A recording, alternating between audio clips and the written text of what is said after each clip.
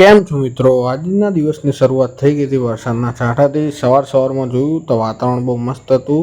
ઉઠી ગયા આપણે નજારો માણવા. આવી ગયા તૈયાર થઈને આપણી દુકાન ઉપર.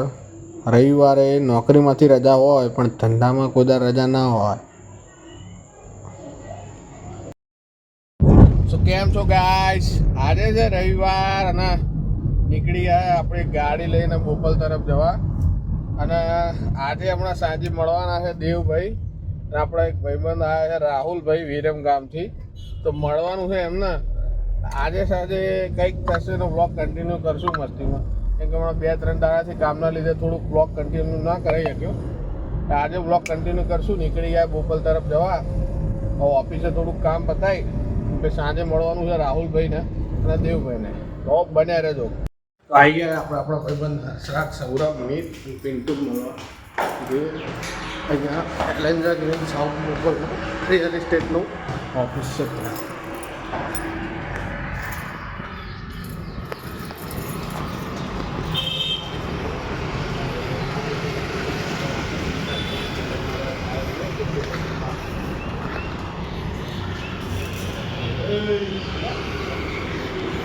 શું કહેવા? હા વર્ષભાઈ યુટ્યુબ દૂરથી સલામ. આજે આવી ગયા હતા આપણા ભાઈબંધ રાહુલભાઈ આપણને મળવા માટે સ્પેશિયલ વિરમ ગામથી. તો બસ બપોરના આવ્યા હતા પણ થોડોક એક પર્સનલ કામથી અમે 3 જણા બહાર ગયા હતા એટલે વ્લોગ કન્ટિન્યુ ના થયો. પણ રાહુલભાઈ એવી ખાતરી આલી છે કે રાત્રે બી આપણી જોડે રહેવાના છે અને આવું છું રાત્રે બૂમ પડાવવા બોપલમાં. કઈ વાંધો નહીં ભાઈ, અત્યારથી આદત રાખી દે, આગળ જઈને તો કામ જ કરવાનું આપણે. નીકળી ગયા છે હવે જઈએ છીએ કામથી અને રાત્રે કરવાનું બ્લોગ કન્ટિન્યુ જોઈએ શું થાય. રાત્રે ભાઈ શું થશે એવું કંઈ આમ જે પણ થશે સારું થશે જો બી હોગા અચ્છા હો. તો નીકળી ગયા છે હું, રાહુલભાઈ અને દેવભાઈ બોપલની શેર કરાવવા. ભાઈ ખાસા દાડે બોપલ આવે છે એમને થોડીક મહેમાન નવાજી કરવી પડે. હવે જઈએ છીએ ડાયરેક્ટ 1944માં લંચ કરવા માટે. ભાવશે ભાઈ ત્યાંનું? હા ભાઈ ભાવશે ને. કેમ કે અમારામાં વિરમગામ જેવી હાઈ પેડ હોટેલ્સ અમારે અહીંયા બોપલમાં નથી. ના મને ખબર છે ભાઈ, બહુ ડાઉન ટુ અર્થ માણસ છે. અહીંયા રોડ ઉપર ઊભી રાખીને બી છોલે ભટુરે ખવડાવે ને તો ભાઈ એક શબ્દ ના બોલે. દેવભાઈ શું કરો? દેવ શું કરો તમે જણાવી શકો કે? ભાઈ તો મેનેજરનું કામ કરે બધું અત્યારે પેડ નથી. ના મેનેજર હું છું. એ જ છે અત્યારે શું છે સમય કરાવતો ને એટલે કે બોલાતું નહીં. અહીંયા આપણે ઓમભાઈના ત્યાં ઓમભાઈનો ફોન આવ્યો હતો કે અમને આપણા માટે કંઈક ગિફ્ટ અહીંયા રાખીને નાખીશું. આવી ગયા ઓમભાઈ. શું? ઓ ભાઈ જોરદાર. તા હાથી જ મૂક દેતો. જોરદાર ભાઈ, થેન્ક યુ ફોર ગિફ્ટ યાર. Thank you. જોરદાર ગિફ્ટ આલી ભાઈ. થેન્ક યુ ભાઈ. આટલો બધો વિશ્વાસ કે હું આગળ જ વધી છે એવું વધવાનું જ છે ભાઈ. Thank you. લે એક વખત બહારથી દેખ તો કેવું લાગે, દેખાડો કમ્પ્લીટ. થેન્ક યુ ભાઈ. થેન્ક યુ ખરેખર આ જોરદાર ગિફ્ટ આલી દીધી છે અને આવા કારણે આગળ વધવાની ઈચ્છા થાય ભાઈ. કેમ કે અમને વિશ્વાસ છે કે કંઈક તો ભાઈ કરશે જ તે. થેન્ક યુ ભાઈ. આપણા ઓમ ભાઈએ આપણને જોરદાર ગિફ્ટ બનાવી આલી છે. એમના ત્યાં દુકાન જે વિશાજી પેન્ટર છે ત્યાંથી એમને આપણે આવું પાર્ટી બનાવી દીધું. અને ભાઈ આવા લોકોના કારણે જ છે ને અમુક વાર એવું થાય ને કે બેક સ્ટેપ લઈ લઉં કે ભાઈ વ્યૂઝ આવતા નથી મૂકી દઉં. પણ ભાઈ આ લોકોનો જે વિશ્વાસ છે ને એના કારણે મૂકવાનું મન નહીં થતું ભાઈ. આવા 2-3 ભાઈબંધો હોય ને તો બહુ થઈ ગયું ભાઈ. આમનો વિશ્વાસ છે ને એ જ મને હારવા નહીં દેતો. અને બસ મારે એમને એટલું જ કહેવું છે જે લોકોને મારા ઉપર વિશ્વાસ છે કે ભાઈ હું કરીને બતાવીશ એક દાડો.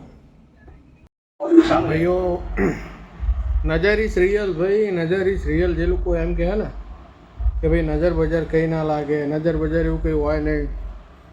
અત્યારે હું બોપલથી 8-8:30 ઘેર આવ્યો અને 8:30 વાગે હું મારી દુકાન ઉપર ઊભો હતો અને જે કાચ વિન્ડો આવે હું ચડાવવા ઉપર નીચે કરવાની સ્વીચ એમાં ઉપર ચડી ગયો કાચ અડધો. અને જ્યારે પૂરેપૂરો ચડાવવા ગયો તો અચાનક જ કાચ આખો ધડામ કરતો બેસીને અવાજ આવ્યો અને કાચનું મશીનથી શું થઈ ગયું, કાચ આખો દરવાજા અને જે બહારનો જે એનું પાર્ટ છે લોખંડનું એની વચ્ચે એક જગ્યા આવે જ્યાંથી કાચ ચઢન ઉતરે, કાચ આખો ત્યાં જતો રહ્યો, અંદર બેસી ગયો. મેન મારા ફાધરે ઓલમોસ્ટ 1.5 થી 2 કલાક આખો દરવાજો ખોલી નાખ્યો પણ કાચ ના થયો તો ના જ થયો.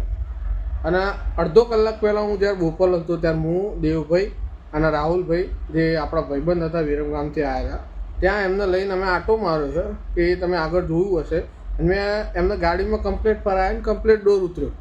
પણ અચાનક જ ખબર શું થયું ને ભાઈ કે અચાનક જ કાચ આખો ધડામ કરતો નીચે બેસી ગયો અને ઉઠવાનું નામ જ નહીં લેતો. એનો વ્લોગ બનાવવાનો તો શું મોબાઈલને અડવાનો બી ટાઈમ નહીં મળ્યો.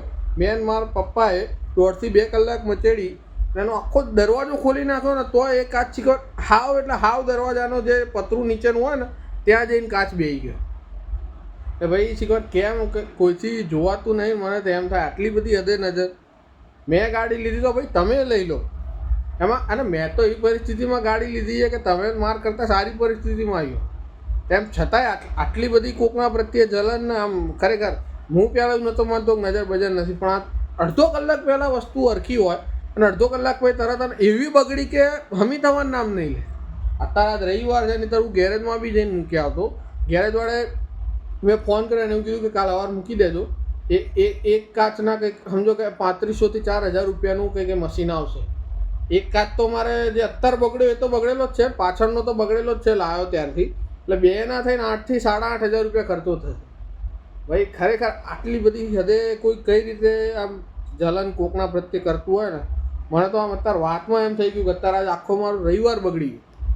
આજે મારે જવાનું હતું દેવભાઈ અને રાહુલ જોડે બેસવા. હું ઘેર આવ્યો હું જમી કરી અને વહેલા હાર જવું. અત્યારે એટલું લેટ થઈ ગયું કે મારો જવાનો સહેજ નહીં મોડું. હું દેખાડીશ આગળ બ્લોગમાં ગાડીનો એ દરવાજો બી તમને એવું થતું હશે કે કહે છે પણ મેન મારા ફાધરે આખો દરવાજો ખોલી નાખ્યો ભાઈ.